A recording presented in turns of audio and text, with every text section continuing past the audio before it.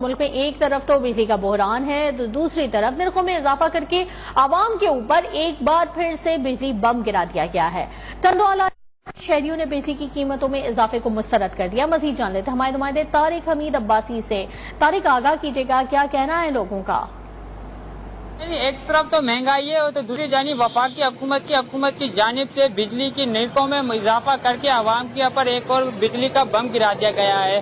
اس وقت میں ٹنڈوالا یار شہر کے اندر موجود ہوں۔ آئیے کچھ شہریوں سے بات کرتے ہیں، کچھ تاجروں سے بات کرتے ہیں، اس حوالے سے ان کا کیا کہنا ہے۔ ہم ٹنڈوالا کے تاجر برادری ہے، ہم گورنمنٹ سے اپیل کرتے ہیں، وفاق حکومت نے جو 4 روپے 72 پیسے فی یونٹ پہ اضافہ کیا ہے، اگر جس کے 100 یونٹ اس کے 500 روپے اضافہ، اگر 200 یونٹ 1000 روپے کا، اگر 900 کا بل آتا ہے 1800 روپے کا، تو اس حساب سے یہ گورنمنٹ نے ناجائزی کری ہے۔ وفاق حکومت نے اتنے ٹیکسز لگا دیے، اتنے عوام کہاں بھر سکتی ہے، پہلے ہی کاروبار نہیں ہے، اس وجہ سے ہم ریکویسٹ کرتے ہیں کہ برائے مہربانی اس کو کم کیا جائے۔ پہلے ہی تاجر جو ہے نا پریشان ہے کاروباری لحاظ سے، تو مہربانی کہ اس کو جو ہے ٹیکس کو ختم کیا جائے۔ میرا نام مبین عباسی۔